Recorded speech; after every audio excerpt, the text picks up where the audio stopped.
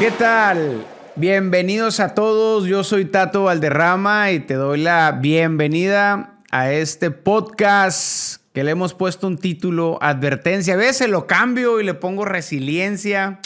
Yo creo que el título es lo de menos, lo importante es el contenido, lo importante es lo que se aprende durante las experiencias de vida que hemos tenido en estos micrófonos.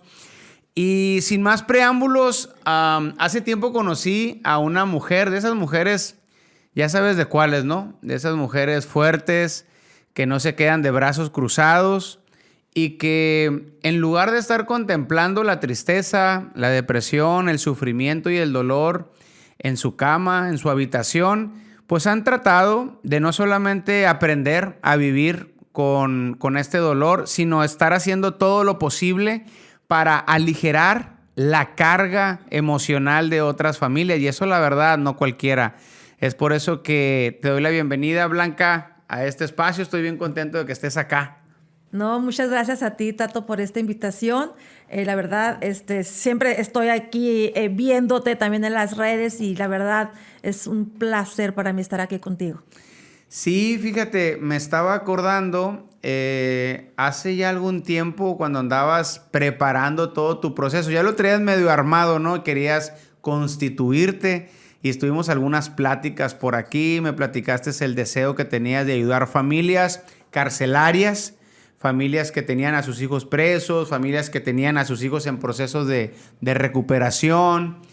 Y yo me acuerdo que dije, pues tú eres la indicada, ¿no? Tú eres la indicada que has pasado por estos procesos. No sé si por ahí estuviste en un curso, un libro mío, leíste. Dije, bueno, lo que le pueda aportar, dije, pues qué bueno, ¿verdad? De hecho, Tato, quiero que sepas que fue el primer curso sobre adicciones que yo tomé, fue el tuyo. Ándale, Recuerdo que fue en febrero, el último que hiciste antes de pandemia. Fíjate, No sé si lo recuerdas. El último presencial. Sí, el último presencial. Órale. Que fue en el mes de, no recuerdo si fue enero o febrero del 2020. Mira, no, ni yo me acuerdo. No, pues es que fue el primero mío, ¿no? Híjole. Entonces yo recuerdo que me acerqué a ti, pero obviamente estaba apenas pasando por el proceso, la situación que me trajo, que me tiene aquí en este momento, y me decías, pues yo era un paño de lágrimas, ¿no? No me podían tocar ni decirme nada porque ya me soltaba llorando y yo creo que te diste cuenta y me dijiste, vamos a darle tiempo, vamos a darle tiempo. Y fue así como yo quise involucrarme más acerca del tema de las adicciones, porque en ese curso compré tu libro, lo recuerdo, de Ladrón.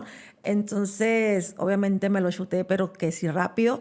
Y ahí fue cuando inicia mi proceso para la reeducación acerca de las adicciones.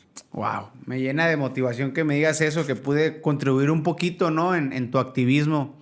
Qué padre cómo uno se va reproduciendo. Así ¿sí? es. Oye, Blanca, entonces a partir de ahí dijiste, tengo que hacer algo en el tema. No me puedo quedar de brazos cruzados. ¿Cómo te has sentido desde que iniciaste a hacer un servicio por otras personas en comparación de la Blanca que solamente cultivaba el dolor, lo abrazaba y ahora pues lo pones a trabajar? Jamás me imaginé lo que he estado logrando actualmente. Nunca fue el sentarme y decir voy a hacer esto, voy a hacer... No, hasta hoy estoy organizándome porque gracias a Dios he llegado a muchas familias, pero nunca fue mi propósito en un inicio de decir, voy a ayudar. No, se fue dando, Tato. Fue, aquí sí yo puedo decir, es la providencia de Dios quien me trajo hasta aquí. Ha sido Dios quien la verdad me ha llevado a cultivar también la empatía hacia las demás personas. Ahora que estás, disculpa que te interrumpe, ahora que estás en contacto con tantas mamás, tantos papás, ¿qué siente diariamente una mamá que tiene un hijo drogadicto? ¿Qué siente una mamá que tiene una persona en adicción? Si la mamá o el papá o el familiar no entiende la problemática de la adicción, no entiende la adicción como una enfermedad, se está destruyendo día con día. se está acabando día con día. Es una persona que no duerme, que no come, que no tiene sueños, que no tiene vida. Si no estás atendiendo el conocimiento acerca de las adicciones. Pero si empiezas a atender un poquito, yo no digo que seamos a lo mejor como tú o como yo, activismos, no, pero si empiezas poco a poco a cultivarte un poquito, a leer acerca de la adicción, vamos a poder comprender muchísimas cosas y vamos a poder tener una vida en paz, porque se puede, Tato, se puede estar tranquilo aún con el problema no resuelto. Wow, ¿cómo es eso? ¿Cuál sería el primero? Pues nos los platicaste, ¿no? Aprender de este problema que tiene nuestro familiar querido. Y reitero el tema del familiar porque si fuera otra persona a lo mejor no pega igual, ¿no? No duele igual, pero como es alguien que amamos tanto, obviamente impacta en nuestra vida. ¿Y cuál sería el segundo paso una vez que ya estoy adiestrándome o conociendo un poquito esto que le está robando la felicidad y la estabilidad a mi hijo? Que en tu proceso, Blanca, una vez que aprendiste el tema, ¿qué siguió después de ahí?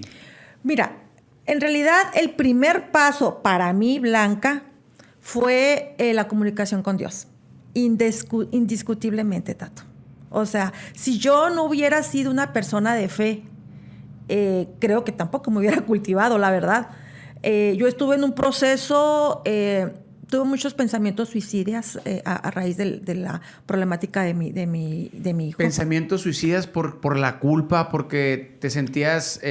Porque yo pensaba que yo no iba a poder resistir la adicción de mi hijo.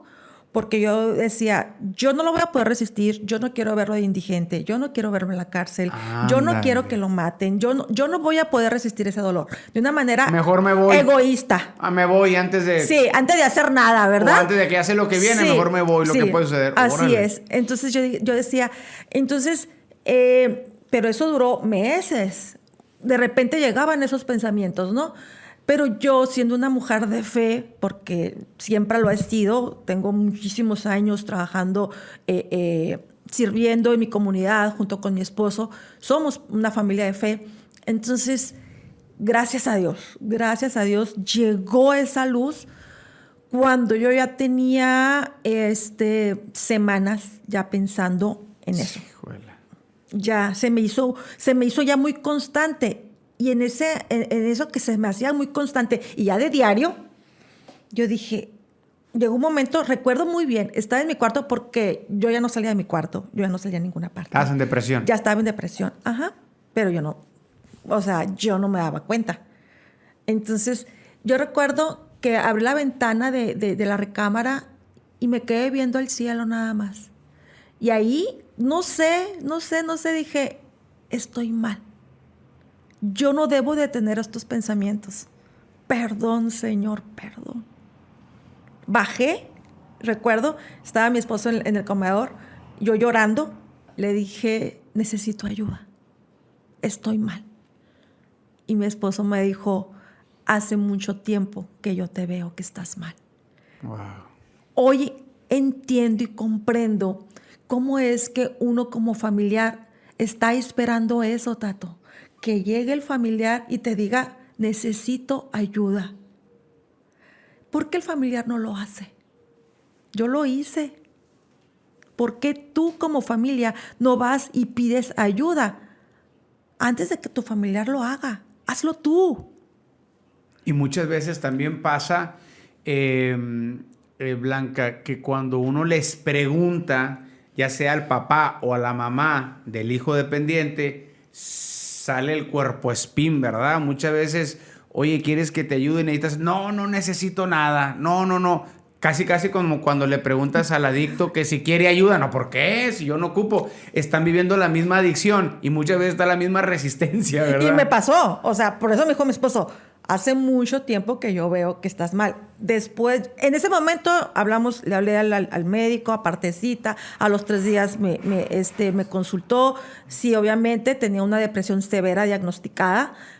Tuve que, me medicó con medicamentos, Claro. con terapias, con grupos de mutua ayuda. O sea, todo lo que me dijo el doctor, Tato, todo lo hice al pie de la letra porque yo no quería seguir así. La psicología dice que cuando llegan ese tipo de pensamientos hay que hacerle caso a esos pensamientos, no en el sentido de hacerle caso la acción, sino no es normal que yo esté pensando en quitarme la vida, en afectarme a mí o en afectar a otra persona y hiciste, o sea, lo correcto, pues de, oye, esto no está correcto y voy a compartirlo con una persona porque sí necesito ayuda. ¿Cuánta gente hay que les hace una casa a esos pensamientos y después el pensamiento se convierte en un sentimiento y el sentimiento se transporta a un comportamiento? Y híjola, ¿no? O sea, qué difícil esa situación. Sí, porque yo ahora, ya después, yo le preguntaba a mi esposo, y qué gacho, porque no me decías nada, pues, ¿no? Si tú hacía mucho tiempo que estabas viendo esto en mí, ¿Y ¿por qué no me decías nada? Le ¿Y qué dije te yo. respondió el Raúl? Te lo dije muchas veces y te Pero no lo enojabas. querías oír, claro. No lo aceptabas. Entonces ya me quedé, híjole. Eso fue el punto número 1, Tato. O sea, el estar yo, ser una persona de fe, poner todo en manos de Dios primero, porque el estudiar después, el prepararme y eso, yo no lo hubiera podido hacer si hubiera estado como estaba. Sí, el primer paso. Es que incluso me quiero estacionar más ahí porque la negación, muchas veces negamos porque no estamos preparados para enfrentar la realidad.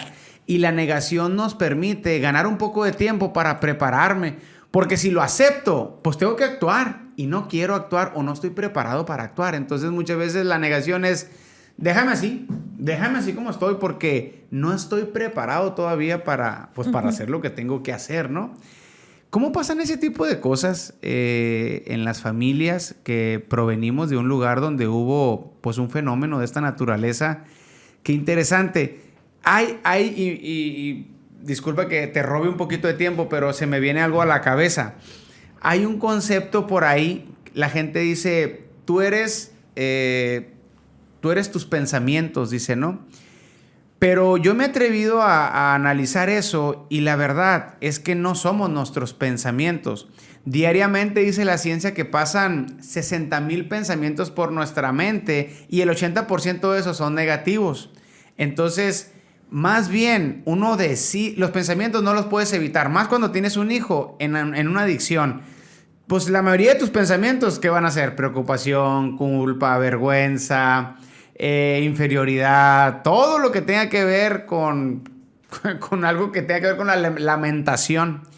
Pero uno sí puede decidir en qué se va a estacionar para pensar, porque eso sí lo va a definir. Se le llama flexibilidad cognitiva. Tus pensamientos todos los días pasan muchas cosas, yo pienso muchas cosas, pero yo sí decido, Blanca, en qué voy a pensar. Por eso cuando la gente se empieza a preparar en el tema, pues ya empieza a ocupar sus pensamientos en algo que vale la pena. Y es ahí cuando empiezas tu proceso a pensar y a utilizar correctamente ese tiempo cognitivo, ¿no? De pensamiento. Sí, ya que pasó lo de la enfermedad, bueno, no es que haya pasado porque la tengo, la depresión llega, gracias a Dios ya la he podido sobrellevarla.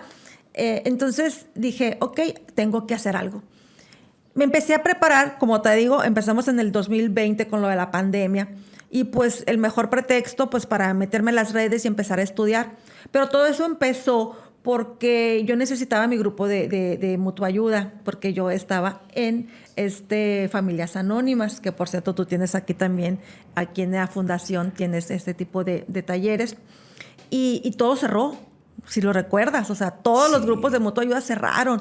Y fue cuando tú abriste uno en línea, ¿no? No te imaginas a la torre la necesidad que se volcó en las redes.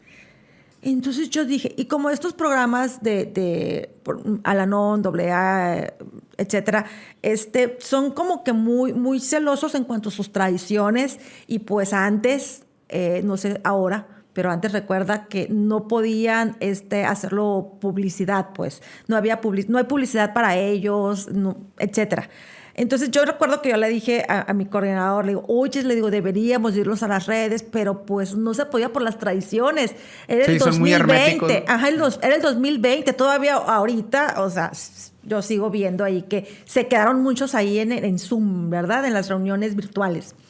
Entonces yo dije pero si hay mucha necesidad, ok, dije, entonces yo tengo el librito ese, me voy a guiar, porque recuerdo una vez una predicadora me dijo, si tú tienes el librito, y me señaló la Biblia, no te vas a equivocar, guíate de esto, guíate con el libro.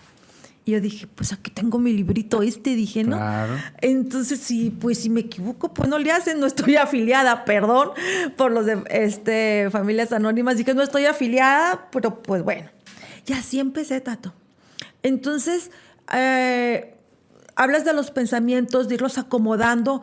Yo empecé con este propósito de vida que Dios me ha puesto, porque así lo descubrí.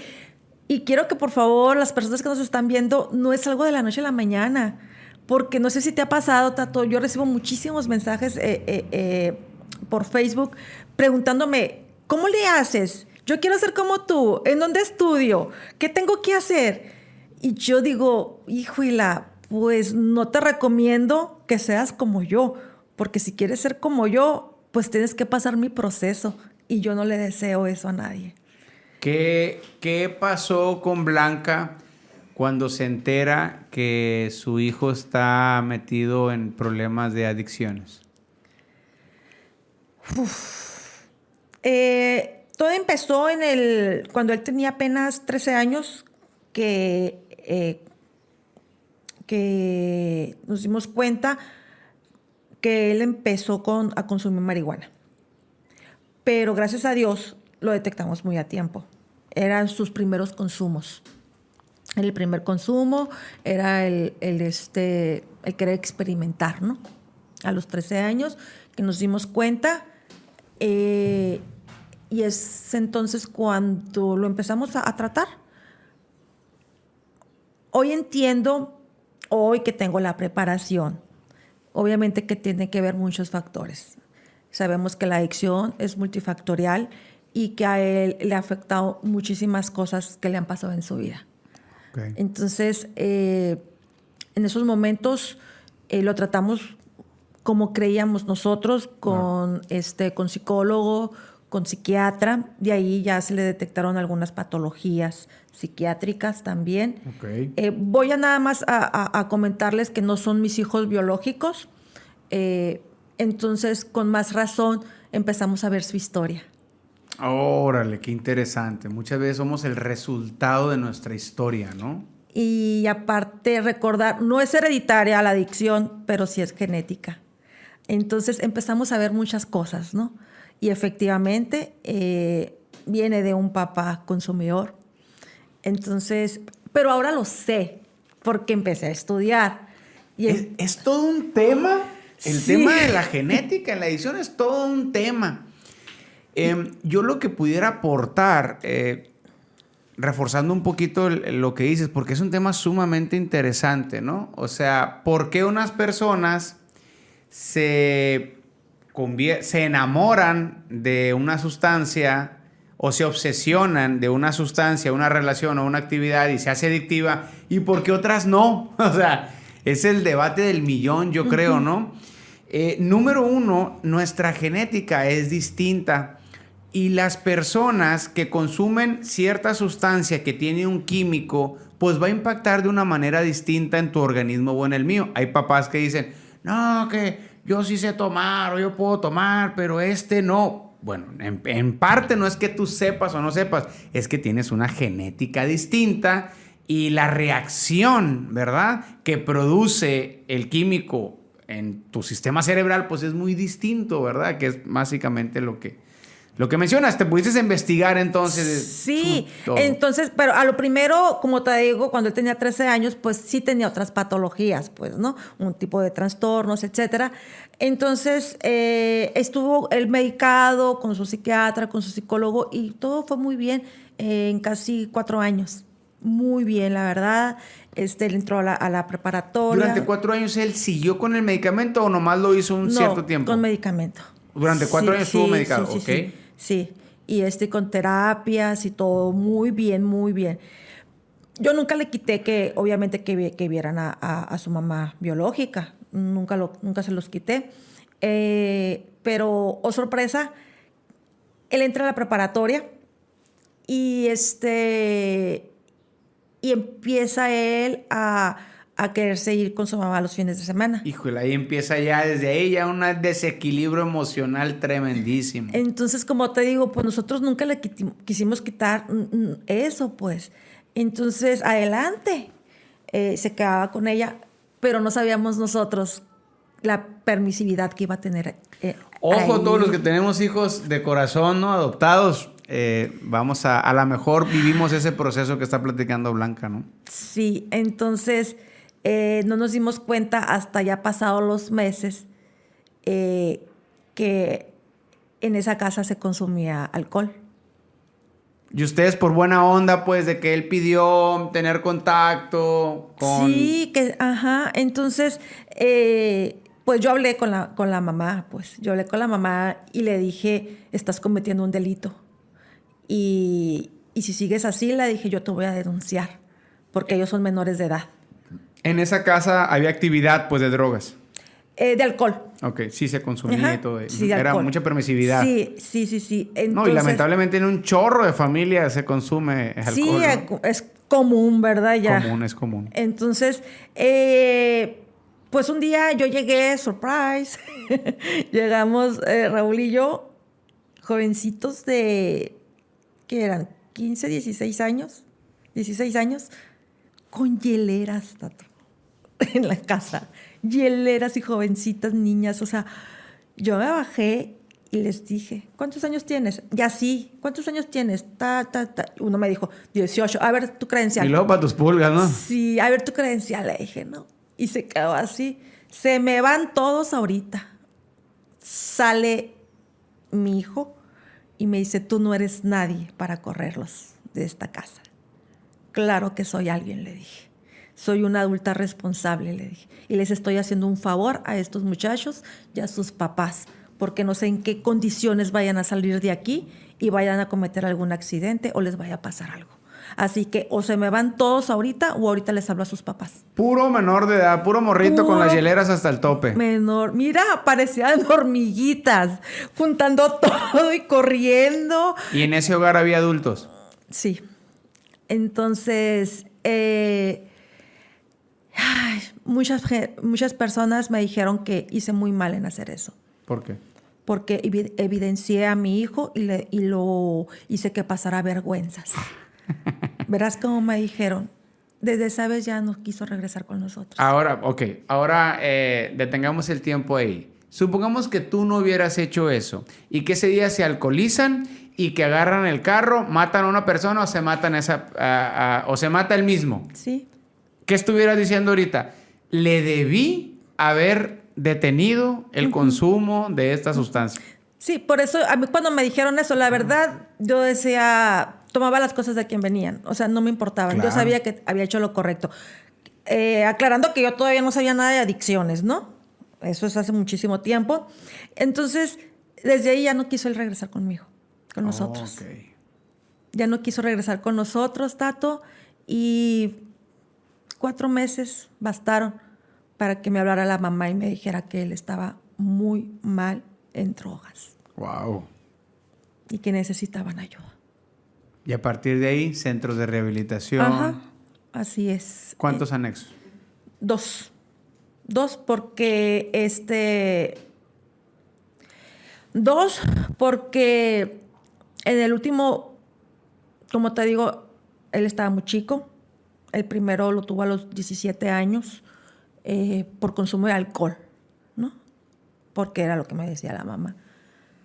En mi ignorancia, pues la mamá eligió el lugar. Yo pues nada más pagaba. Ella llevaba las terapias. Cuando salió... Tú pensando que estabas haciendo un acto de bondad, pues, ¿no? A lo mejor... Claro. Cuando él salió, mi esposo le dijo a ella, le dijo, tienes que poner reglas, tienes que poner límites, por favor, mira, y empezamos los dos pues a decirle, y al mes,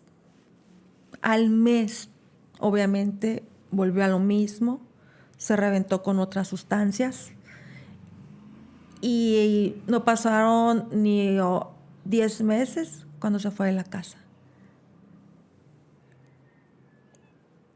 Entonces fue cuando me hablan y me dicen que está en situación de calle. Entonces dije, ok. Que era lo que temías, ¿no? Que era lo que temía. Todavía no caí en la depresión. Uh-huh.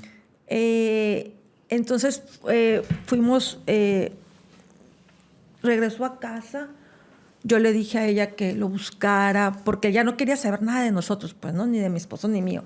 Y fíjate que una vez Raúl llegó llorando a la casa, pero así mucho. Yo pensaba, la verdad, que le había pasado algo a su mamá o algo, porque llegó muy mal.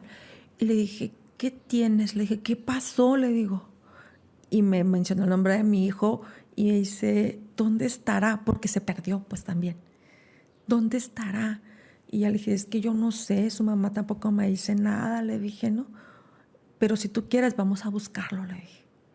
Y ya le dije, el fin de semana, le dije, déjame hacer unas llamadas para ver en dónde lo han visto. Y el fin de semana nos programamos y lo buscamos. Nos habían dicho que andaba para la costa. Wow. Y pues bien peligroso. Nosotros que somos de aquí sabemos muchas cosas que suceden. Y fíjate que no llegó el fin de semana cuando habló. Él le habló a Raúl. Cuando estaban peleados a muerte. Y se reportó. Te digo, providencia. Y se reportó, ya le dijo, ¿dónde estás? Quiero verte, etc. Vino, se vieron. Mi esposo le dijo, regrésate con nosotros, ¿no? Ya no con su mamá. Regrésate con nosotros, yo te voy a, si tú quieres la escuela, vamos a empezar, Ellos platicaron, ¿no? Ya como hombres. Y en eso quedamos. Cuando regresa, pero pues regresa mal. Y es cuando no quieren ni con nosotros, ni con la mamá. Se va a vivir con la novia. Una muchachita de familia, bien. Pero pues como son, pues, o sea, la mentira. Él dijo muchas cosas, muchas mentiras mías. Sí, pues buscando acomodar siempre, ¿no? Sí. La persona adicta acomodando siempre los cuadros, los escenarios para lograr su consumo estable, que es lo que él anda buscando, ¿no? Y por una parte digo, pues qué bueno que tuvo un refugio por meses nada más, porque obviamente la familia de ahí, la señora, se empezó a dar cuenta, la novia, porque ya el consumo era ya excesivo, terrible. Vivía para consumir nada más. Fue cuando lo corrieron de ahí y se fue a la calle. Me hablan, se rescata, hablamos con él y empezamos otra vez con el medicamento. Lo llevé con los doctores, pero al modo, pues, o sea, cuando estaba con nosotros era de que el esposo era la pastilla, ¿no? Y tómatela delante de mí, pues. Claro. Estando allí, porque no regresó con nosotros, pues. O sea, estábamos yo todos los días, ¿ya le diste la pastilla? O sea... Después de con la pareja que estaba, ¿no regresó a su casa? A la casa de la mamá, pues. Okay. Otra vez. De la mamá biológica. Sí. Entonces, pero nosotros pues estábamos pagando, yo lo llevaba con el doctor. ¿Y por qué no regresó a su casa? ¿Se puede saber? ¿No quiso? No quiso. Es que no quieren estar en las reglas. Sí, pues. No quieren estar por supuesto. Ajá. Hoy lo entiendo, hoy que ya tengo el conocimiento y todo, ¿no? Entonces... No, allá dijo, no me van a dejar. No. Claro, no me van a permitir. Entonces lo que pasó aquí, pues la chica salía embarazada. Nos enojamos muchísimo, me acuerdo. y sabíamos que necesitaba él un internamiento urgente, nos dijo el doctor cuando yo lo llevé. Le dijo, yo lo llevé a un lugar y obviamente se puso como demonio. No te vas a quedar, le dije. Nomás quiero que lo conozcas, que veas el lugar, cómo es el ambiente. Qué importante, disculpa que te interrumpa, Blanca, qué importante es que como papás conozcamos las relaciones de nuestros hijos y de nuestras hijas, ¿verdad? Sí. Porque nadie está exento de que nuestros hijos puedan tener un embarazo prematuro, que puedan relacionarse con una persona que sufre de alcoholismo, de una drogodependencia. Nadie está exento de eso, pero ¿cuántos papás hay ahí que sus hijos andan de novios, tienen relaciones y ni cuentan ni saben, pues, ¿no? Y, wow, no porque tu hijo sea una mala o buena persona, no, pero simplemente es una persona que está pasando por un proceso adictivo y sabemos que todo gira alrededor de eso y no se va a andar cuidando posiblemente, ni tiene cabeza para eso, pues, ¿no?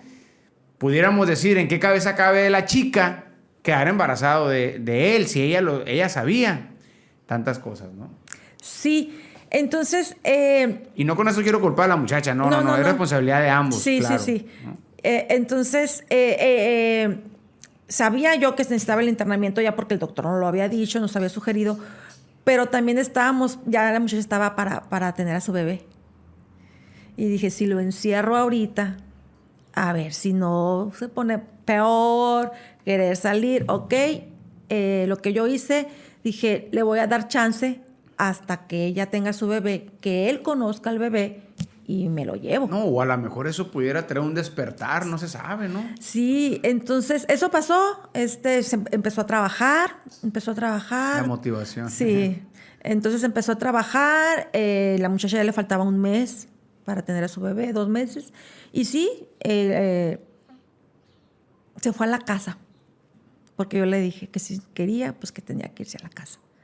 Se fue a la casa, me acuerdo que empezó a trabajar en un restaurante aquí de mesero, un restaurante de ¿Cómo prestigio. afectó? O sea, me estás hablando de todo un proceso, es una película, ¿no? Sí. ¿Cómo afectó todo este proceso a tus demás hijos, tu relación con tus hijos? ¿Cómo? Porque, pues imagínate, ¿no? Tú, tu esposo, con este pendiente por acá y las necesidades de tus hijos, o sea, ¿no? Ellos, los demás, o los otros 3 niños no estaban conmigo todavía. Okay. Ellos vivían con la mamá y ellos se dieron cuenta de todo lo que pasaba ahí en la casa. Wow. Entonces, fue cuando, te digo que me regreso un poquito, él estaba trabajando en un restaurante de prestigio de aquí, que tenían que ir uniformados y todo, y recuerdo que me dijo que necesitaba uniforme, fui con él, le compré todo para que trabajara y estuvo trabajando ahí, muy bien, medicado, ya en la casa. Okay. El medicado, lo llevaba, lo traía, el lonche, etcétera. Entonces pasa rapidito, tiene el bebé, vamos, obviamente la familia de él estaba muy enojada y con justa razón. Yo hablo con la señora y le digo, dele chance de que entre a ver al niño. Y sí, la familia de la novia. De la novia, sí. Chica, claro. Y con toda razón, ¿no? Yo le doy toda la razón, siempre se les ha dado la razón.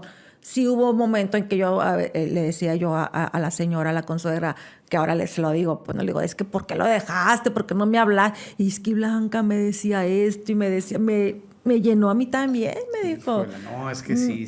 Se la creí, me dijo todo lo que me decía. Dice, yo decía, pobrecito y pobrecito. Y por eso lo recibí, me dijo. No, sí, los entendemos también. Ajá, claro. Entonces tiene su bebé y todo, pero siguió en el consumo y dije no.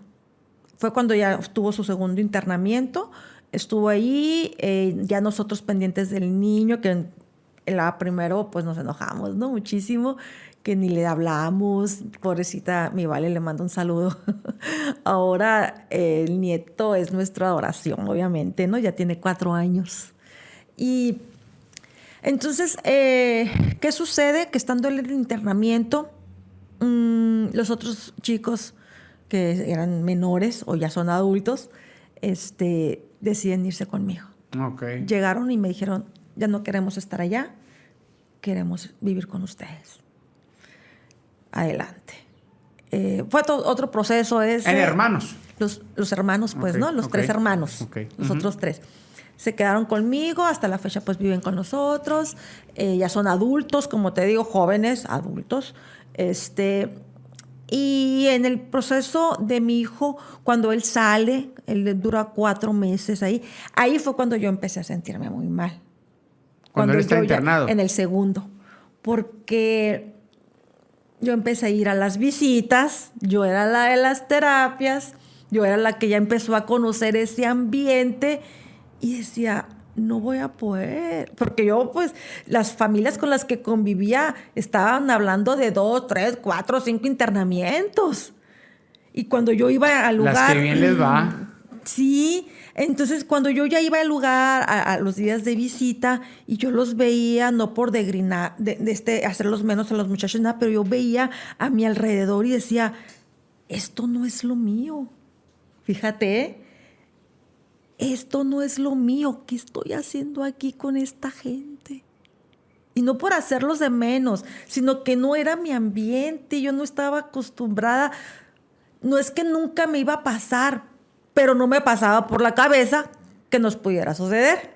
Sí, a mí me pasó igual cuando visité los centros de rehabilitación con la familia y me pasó algo muy similar. Y decir, de ahora en adelante, o sea, somos uno mismo, todos los que estamos acá estamos viendo lo mismo, ¿verdad? O sea, yo todavía no lo veía así, tremendo. sino que yo nomás volteé y decía, yo no puedo. Yo salía. Yo creo que para una mamá debe ser 10 veces más. Y yo salía impacto, y allá ¿no? afuera, mira, era llorar,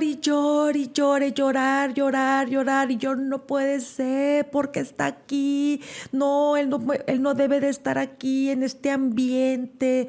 O sea, no.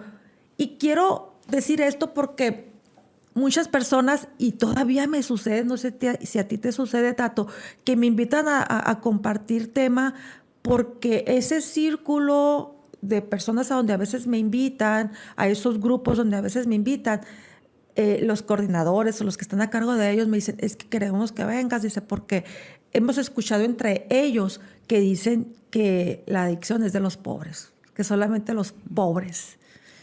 Y yo, o sea, todavía actualmente me sucede, pues. Entonces, quiero que sepan las personas que nos van a estar viendo que esto no es de pobres, no es de cuestión religiosa, política, ni nada, que a todos nos puede suceder.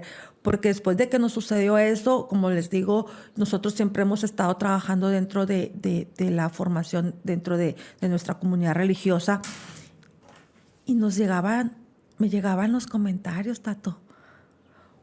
¿Pero cómo? ¿A ustedes?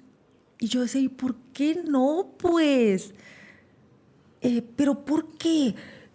¿Por qué tomó ese...? Mi hijo era de grupos juveniles, era del equipo de servicio, él siempre ayudando en todo, muy servicial. Y no sé si te pasa, Tato, que las personas que están en consumo, que pasan esa adicción, son así. Son muy activos, son muy bonachones, son muy serviciales, son muy atentos. Pero lo que dices me dejó pensando.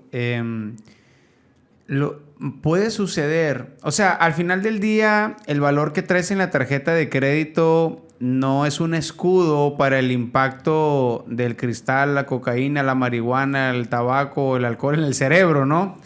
Si fuera así, pues otro gallo cantaría, como dicen. Pero lo que sí es una realidad es que a medida que la gente tenga más recursos económicos, manda a otros lugares a sus hijos o los interna en clínicas a lo mejor un poco más anónimas, más privadas, y por eso se pudiera llegar a pensar que en la clase alta, hablando en términos financieros, pues casi no pasan este tipo de cosas. No es que no pasen, incluso pasan hasta más, ¿verdad?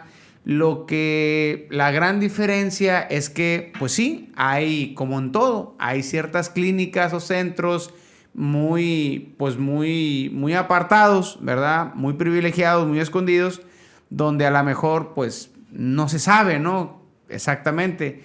O este tipo de personas, pues, hacen todo lo posible para enviar a sus hijos a otros lados y por eso no te los encuentras en la calle, ¿no?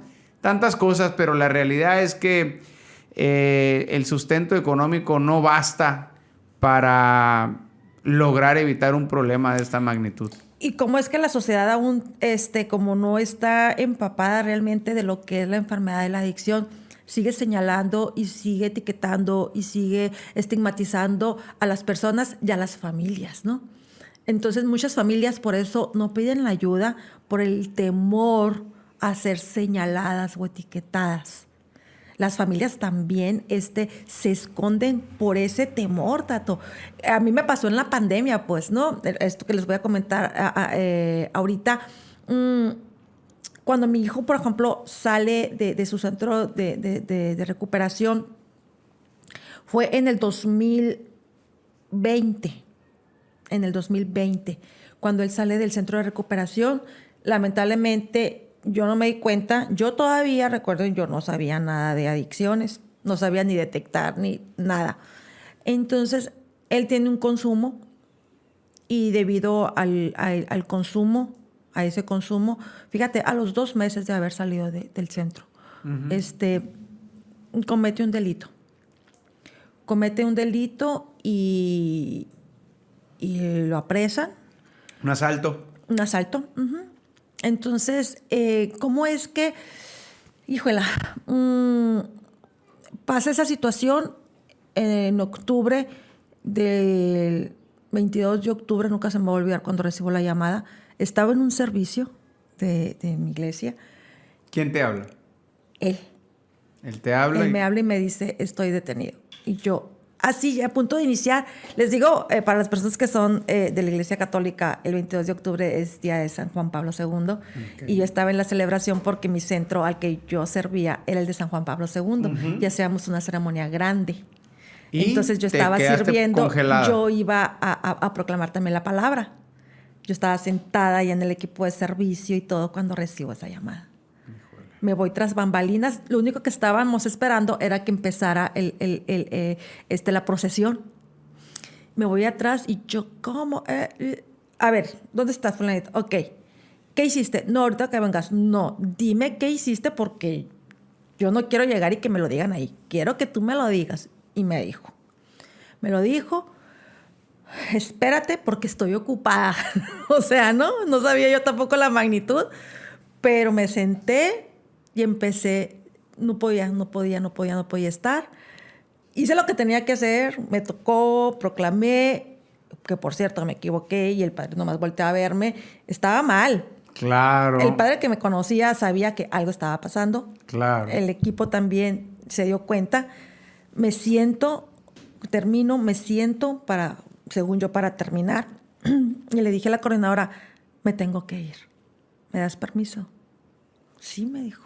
Me vieron que estaba mal. Claro. Salí y me aborda Raúl, porque también estaba en el equipo de servicio. Los muchachos, los hijos también estaban en el equipo de servicio. Y me dice, ¿qué pasó? Me dijo, no, me tengo que ir, pasó esto y esto otro. Me voy contigo. No, tú quédate, termina y quédate con los muchachos, le dije. Uh-huh. Déjame a mí, yo me voy, le dije. Tú termina, porque le tocaba servir más tarde. Yo me fui, le hablé a su novia y se fue conmigo. ¿Estaba en el Ministerio Público? Sí, estaba ya en el Ministerio Público y fui y me dijeron eso que había sucedido. Pude verlo. Fue tan rápido todo. ¿Qué alternativas habían para que tú lo pudieras sacar o no había ninguna alternativa? Sí había alternativas. Pero con muy pocas probabilidades de que pudiera salir. Otras que me habían ofrecido, pero que por mi ética no quise hacerlas. Bueno. Entonces, cuando se lo llevaron a los 2 días,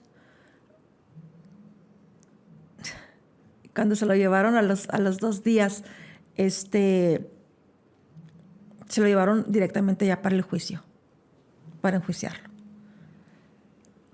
Para la gente que no sabe, ni yo sé mucho, ¿no? Tú ya eres una experta en eso, pero llegan a la prisión y están en indiciados y ahí está el proceso. No, de aquí del Ministerio Público directamente se lo llevan al juicio, no a indiciados. ¿Y ahí dónde están? Juicio. ¿Dónde están físicamente? No, es que directamente. Ya. Directamente. Órale, ya te entendí.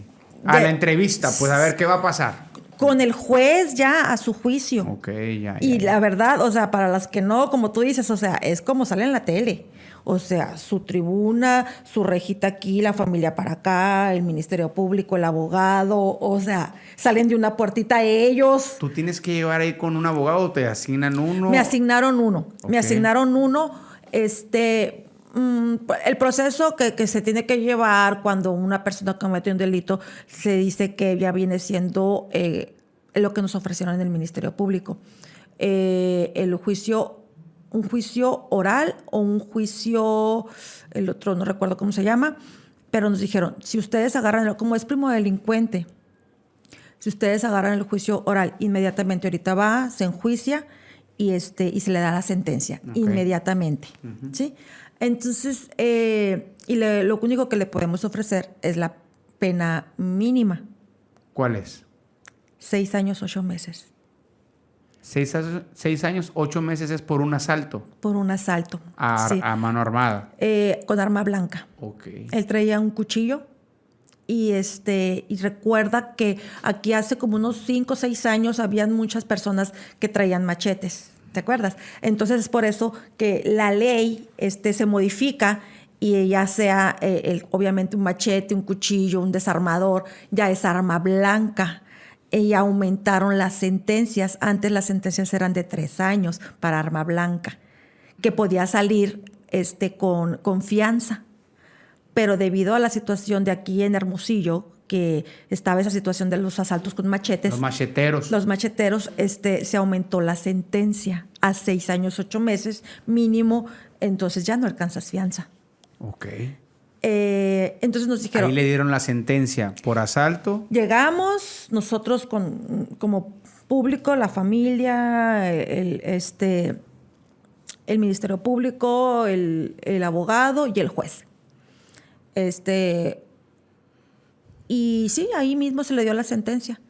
Si hubiéramos agarrado el otro juicio, el otro tipo de juicios, ahí es donde se van a indiciados y ahí esperan y empieza el proceso y se tardan muchas veces. He conocido gente que tiene 4 años esperando su sentencia. 4 años esperando sentencia. Tú estás ahí, Blanca, le acaban de decir a tu hijo que va a estar 6 o 7 años en prisión. ¿Te dan chance de darle un abrazo, de darle un beso, de despedirte o nada? Nada. Ahí. Nomás voltea y es todo. Hace mucho que no recordaba eso, Tato. Y es muy doloroso, pero fíjate que yo decía, no va a estar ese tiempo.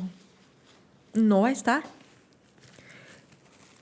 Fuimos, le llevé ese día, ya era en la noche, ya eran su juicio fue a las 7 de la tarde. En octubre, ya aquí está oscuro a esa hora. Salimos como a las 8:30 de la noche. Se lo llevaron al penal, al Cerezo 1. Ahí lo único que llevamos cena nada más, no lo pudimos ver. Y ahí ya empezó mi otro proceso. Otro proceso. De visitar a un centro de rehabilitación, ahora visitar a tu hijo en prisión. Y me dijo, a los meses me decía, obviamente él lloraba mucho, ¿no? Mucho, mucho, mucho. Y quiero que sepan las personas que nos van a estar viendo que él era un muchachito de familia. No era, la verdad, Tato, no era una persona maleada, como decimos aquí, que estaba estudiando la preparatoria y me decía, y pensar que cuando estaba internado pensaba en meses, que iba a salir en tantos meses, y aquí son años, me dijo. Y yo le decía, yo te voy a sacar. Moví cielo, tierra y mar. Todos los recursos conocidos y no conocidos también. Lo único que se pudo hacer es protegerlo. Tenía 19 años. Fíjate, apenas 19 años. 19 años. Y era un muchachito de casa, pues, que tenía el problema de la adicción, sí, pero era de casa. Claro, claro. Y me voy a saltar un poquito, pero hoy no es nada de lo que entró. No tiene ni la uña de lo que era. Se ha degradado dentro de prisión. 100%.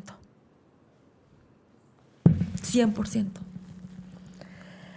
Entonces, empieza otro proceso.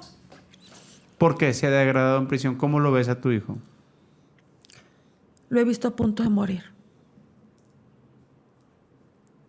A punto de morir. Muchos, y que conocemos personas que han estado en prisión y que han salido adelante, que se agarraron la onda, etcétera, etcétera. Y conocemos a compañeros de AA, de NA, y que te hablan y que te dicen, déjalos, ahí se van a hacer hombres, y que déjalo, que iba a tocar fondo, y que déjalo. Y yo decía este será su fondo, el de estar en prisión. No fue su fondo. Ha estado a punto de morir, y se lo han dicho los médicos, se lo he dicho yo, y le digo, el médico le dijo en una ocasión, ¿qué fondo más quieres?, le dijo. A ti lo único que te falta tocar fondo de la muerte. Ha estado a punto de quedar mal de sus facultades mentales, ha estado a punto de morir, ha estado actualmente, ahora en enero, le diagnosticaron tuberculosis. Infección por las venas. Entonces, es terrible, terrible. Pero yo pensaba, volviendo otra vez, yo no voy a poder, esto es terrible, terrible. Y yo me atrevo a decir, yo, Blanca, y mi grupo de personas que tengo, yo les digo, no permitan que su familiar toque la cárcel. Si pueden hacer algo, háganlo. Pero no lo permitan. Y yo sé que muchos, a lo mejor de los que nos van a ver, van a decir, no, que hay que soltarlos, hay que dejarlos, hay que esto. No. Para mí, no. Y ahora entiendo, ahora que yo voy, que convivo, que tengo convivencias con... Fíjate, ahorita les decía, estando en el centro, decía yo, ay, este tipo de personas, ¿cómo yo estoy conviviendo con ellas? Hoy me dicen la tía en el Cerezo. Me he ganado el cariño de muchos de ellos. A como puedo les llevo también sus comidas, sus tortas, sus panes. Me quieren, me abrazan. Soy más empática. He aprendido tanto de ellos, Tato. Me han dado tanto. Y ahora puedo entender el proceso que Dios ha tenido en mi vida. Esos 20 años que yo estuve sirviendo encerradita en mi parroquia, con los niños de la catequesis, con los jóvenes, con los matrimonios, con los adultos, con la evangelización, me estaba abriendo camino para esto. Porque creo que no hubiera podido hacerlo si el Señor no me hubiera preparado. Hoy entiendo que fue una preparación. Porque hoy veo a las personas y puedo empatizar con ellos, no los juzgo, no los critico. ¿Y sabes por qué, Tato? Porque esto que yo he aprendido acerca de las adicciones, y no nada más me enfoco en la adicción, me voy más allá, me voy a la psicología, a la neurociencia, y estoy estudiando y me sigo preparando.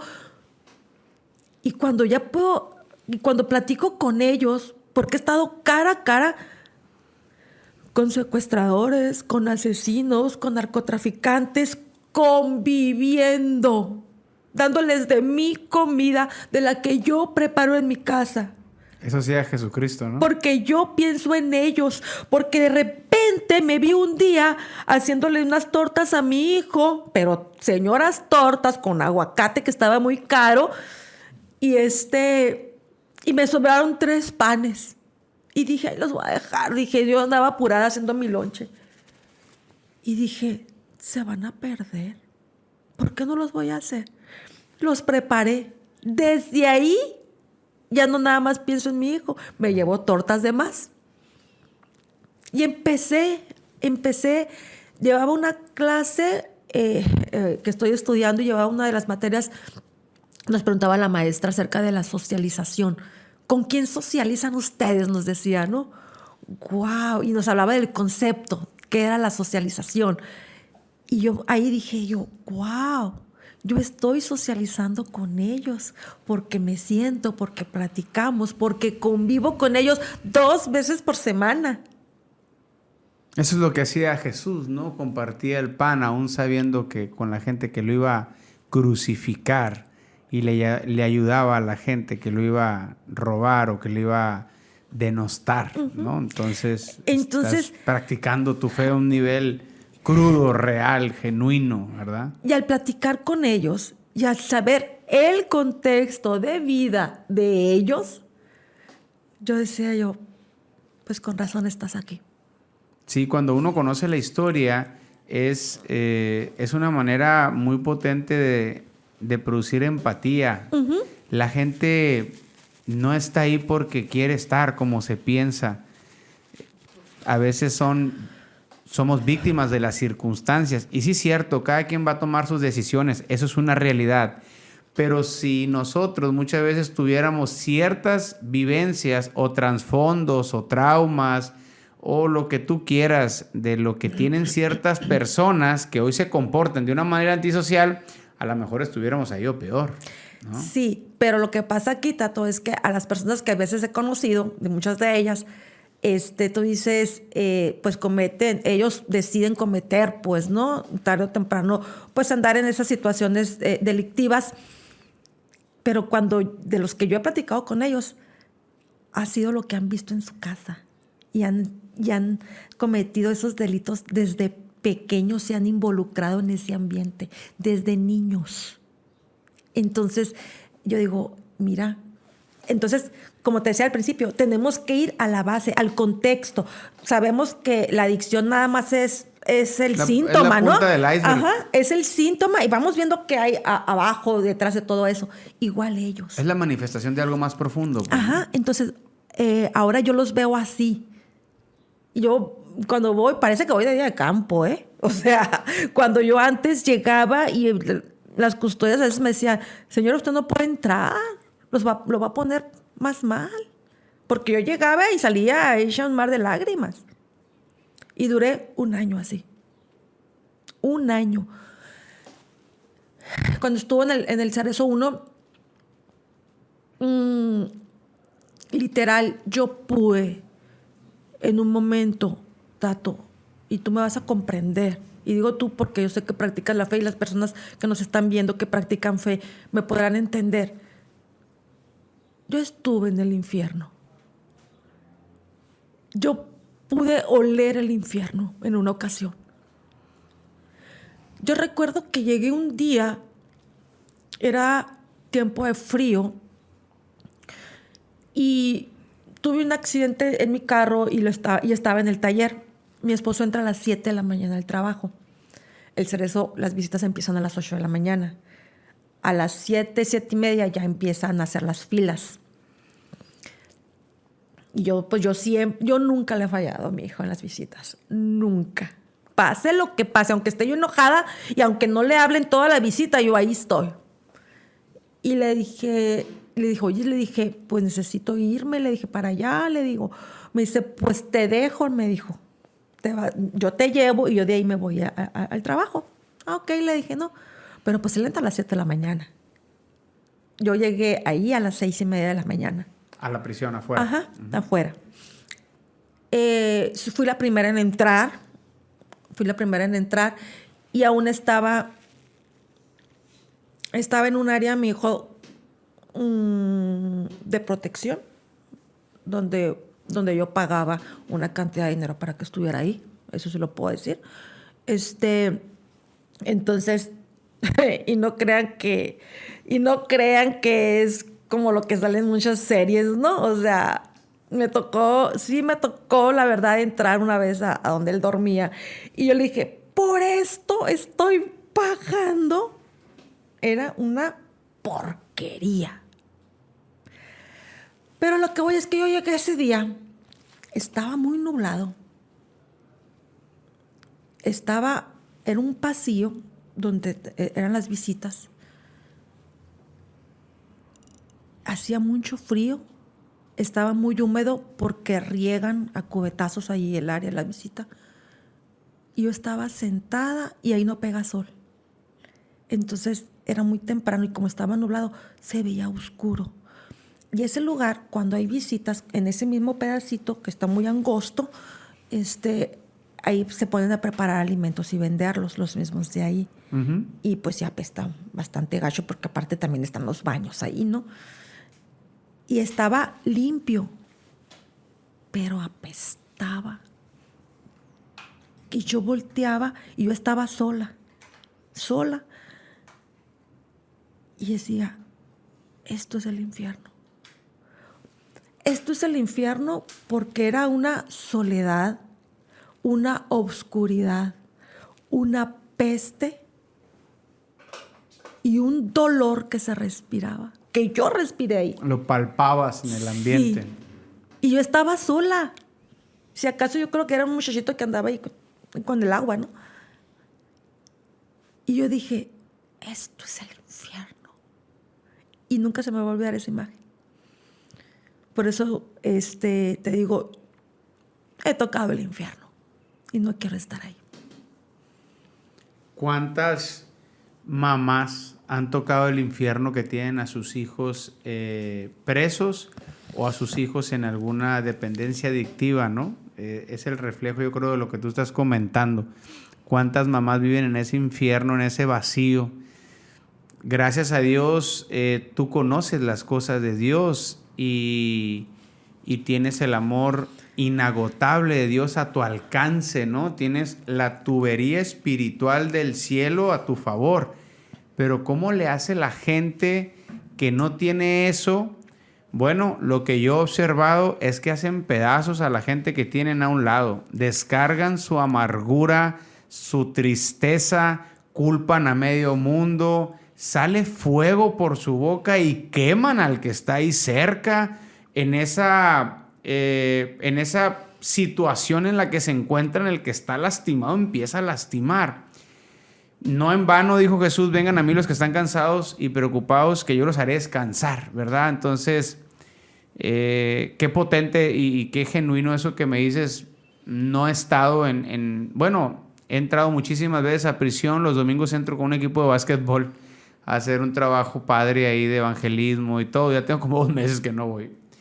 Pero bueno, quisiera cerrar con algo que comentaste porque es todo un dilema entre la comunidad familiar que tienen alguna persona en alguna dependencia adictiva. Es algo complejo, es algo difícil de descifrar, difícil de medir, difícil de controlar.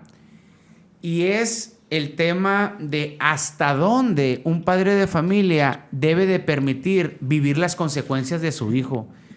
¡Híjola! ¡Qué tiro es eso!, ¿no?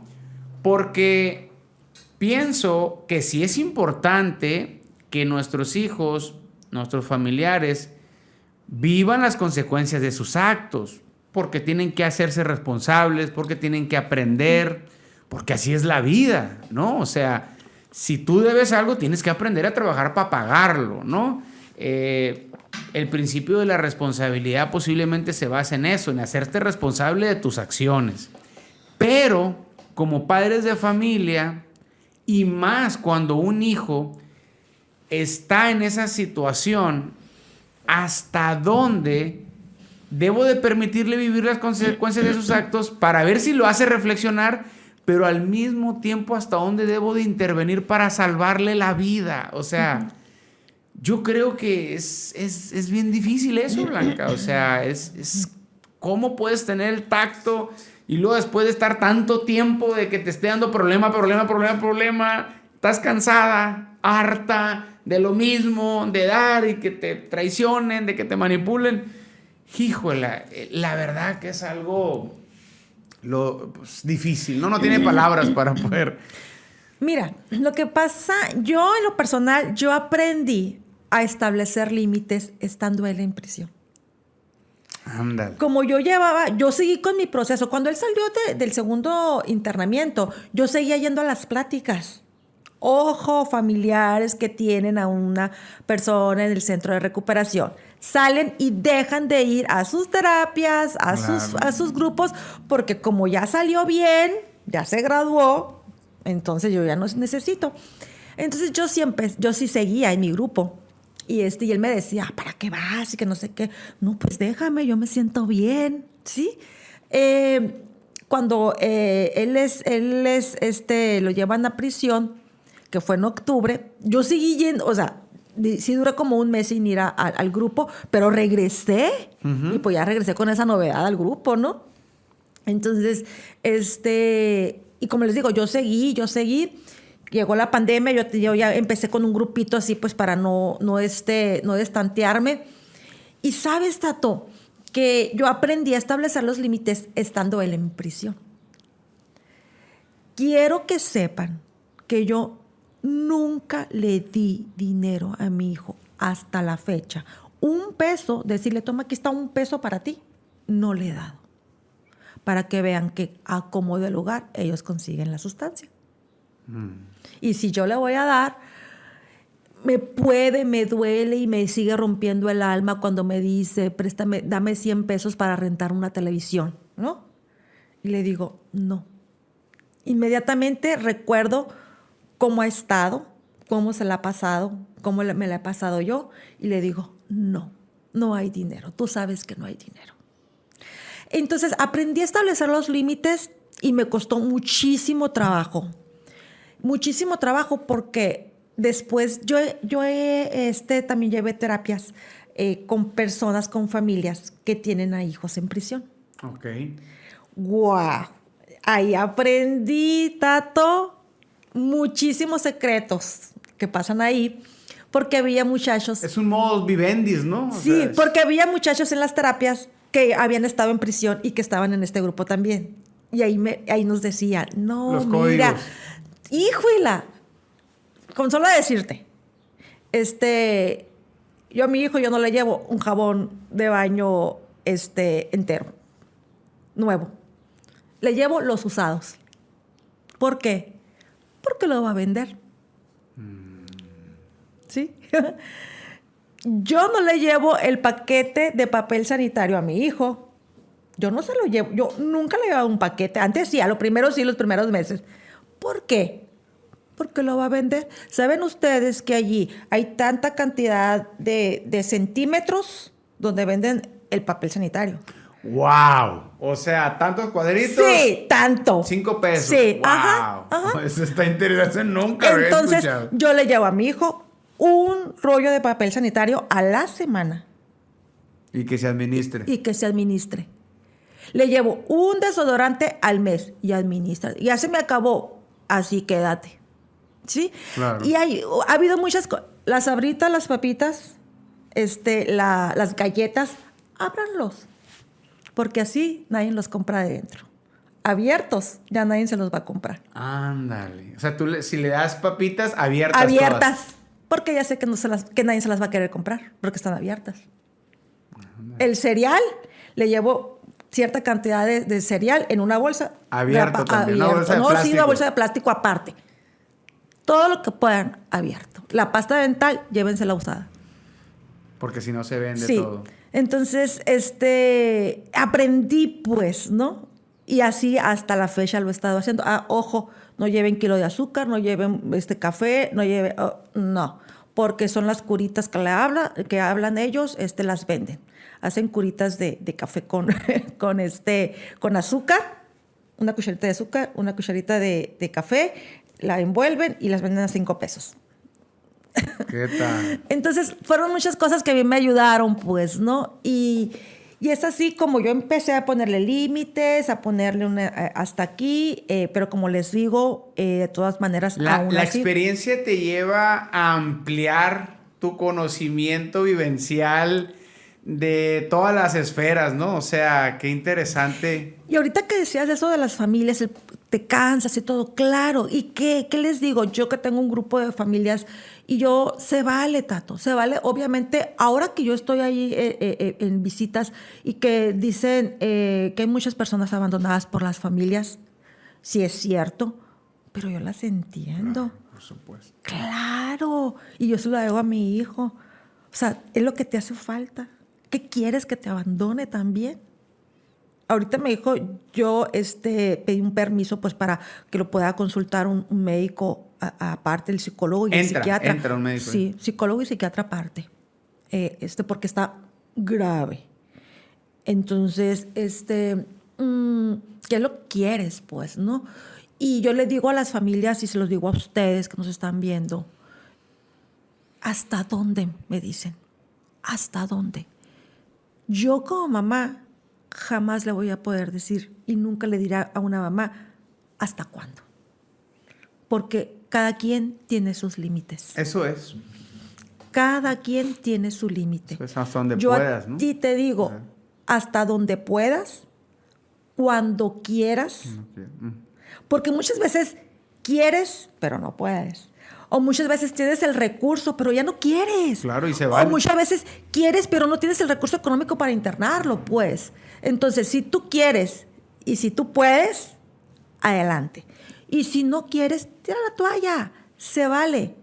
Y en un tiempo, tal vez, puedas levantarte y órale, otra vez, a darle y a seguir, porque no podemos tampoco, Tato, nosotros como personas de fe, quitarle esa esperanza a las familias. Totalmente, y la recuperación no está condicionada por la ayuda del familiar. O sea, esa No. verdad es algo bien tremendo, ¿no? Pensamos que si ayudamos más se va a recuperar más. No necesariamente. No. Y eso es algo que cuando nos cae el 20, wow. O sea, y ahí empieza una toma de decisión de establecimiento de límites, pues más saludable. Así es. Porque dices, bueno, ahora sí, es un amor más genuino y no es un amor malsano, no es un amor confundido, porque puedo decir, ok, literalmente lo voy a hacer sin esperar algo a cambio. O sea, voy a hacer esto por ti, aún consciente que no sé si te vas a rehabilitar o no, pero lo voy a hacer porque esto es lo que puedo y lo que quiero hacer. Pero para llegar a ese punto, pues tuviste que pasar, ¿no? O sea, no es tan sencillo. Hace poco atendí a una señora y me dio mucha risa porque es una señora que tiene un súper trabajo, ¿no? Es así abogada, un súper trabajo. Y me dice, Tato, son fregaderas. Me dice, tengo 15, 18 años pagando las mejores clínicas, pagando esto. No viajo, me quedé sin vato, me quedé sin esto. Ve el carro en el que ando. Mi secretaria trae un carro mejor, no sé qué, traigo un carro, me dice. Ella es muy anchita, pues, ¿no? Entonces me dice, me siento y siento que me pegan las nalgas al pavimento, puedo sentir el calor, dice, en Hermosillo el calor, dice, ya se desahogó, nos soltó todo. Ya no es justo, me dijo, quiero viajar, me queda poco tiempo de vida. ¿Qué piensas? Me dice, pues dale. O sea, dale, estás en todo tu derecho, eso claro. es. ¿Y qué va? Y yo no te estoy diciendo que no ayudes, yo no te estoy diciendo que no ames, no, lo que tú puedas hacer. Así es.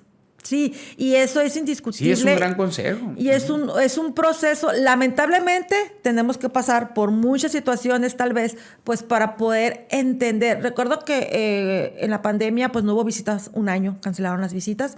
Y la primera vez que fui fue por locutorio, por Cristal. Y fue la primera vez que lo vi después de un año exactito. Y me dijo, pues nos saludamos, pero pues poniendo las manos, ahí también literal como película, en el cristal, las manos en el cristal, llorando porque teníamos mucho tiempo sin vernos. Y ahí fue la primera vez, él no sabía lo que yo estaba haciendo, no sabía. Y ahí le dije, gracias. Y se me quedó viendo y le dije, gracias a ti puedo ayudar a muchas familias. Ojo, porque me dicen muchas veces, ¿cómo agradecer la adicción? Dice, ¿no?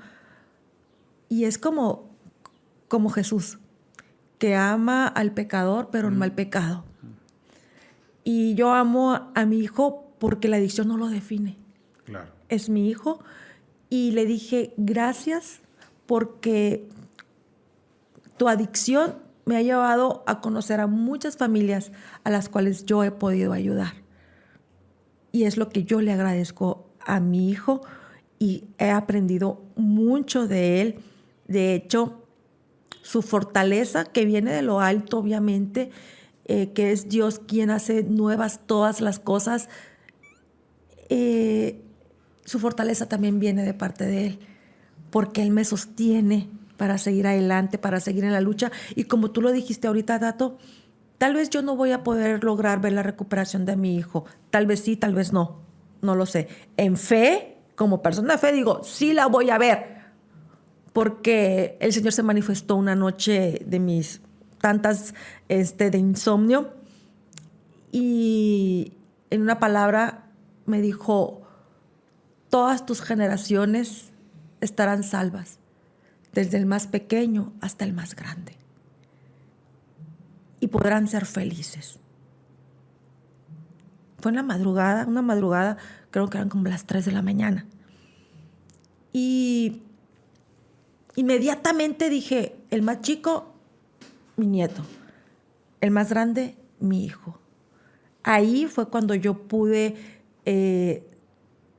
saber que Dios tiene la promesa para mí, para mi familia, de que vamos a ser felices algún día y que si yo no logro ver la recuperación de mi hijo aquí en la tierra, allá en la otra vida, Tato, sí vamos a ser felices. Eso es lo que te iba a decir. Gracias a Dios la fe, la salvación es por gracia.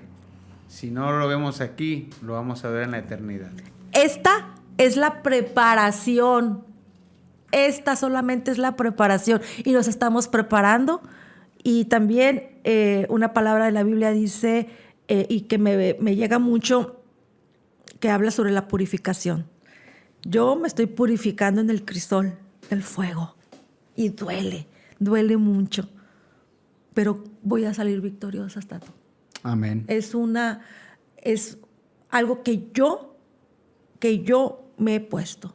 Voy a salir victoriosa junto con mi familia y esta es la preparación, porque la verdadera vida viene después. Amén. Yo también lo tomo. Yo también voy a salir victorioso. Amén.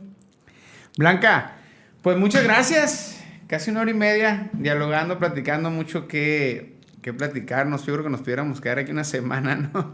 Platicando de eso porque nos apasiona mucho el tema. Te agradezco mucho de todo corazón. No me cabe la menor duda que mucha gente va a puentear contigo, mucha gente va a poder reflexionar, sentir paz, ánimo, gozo. Otros se van a preocupar más de lo que están escuchándonos. Pero bueno, el hecho de que se mueva algo en la gente que pueda ver esta entrevista, pues ya es ganancia. Lo dejamos todo en manos de Dios, que Él haga a su antojo lo que considere, que siga trabajando en tu proceso, en el mío, sobre todo en tu hijo y en los demás. Y bueno, que te siga permitiendo eso, la energía, el tiempo, la paz, que te siga permitiendo las fuerzas para seguir alcanzando más y para poder generarle esperanza a la gente, porque la esperanza nos da aliento, ¿no? Te agradezco mucho y a todos ustedes que estuvieron aquí siguiéndonos. No sé si lo viste así en pausas, el podcast, o te lo aventaste corrido como una serie maratónica de Netflix. La verdad no lo sé.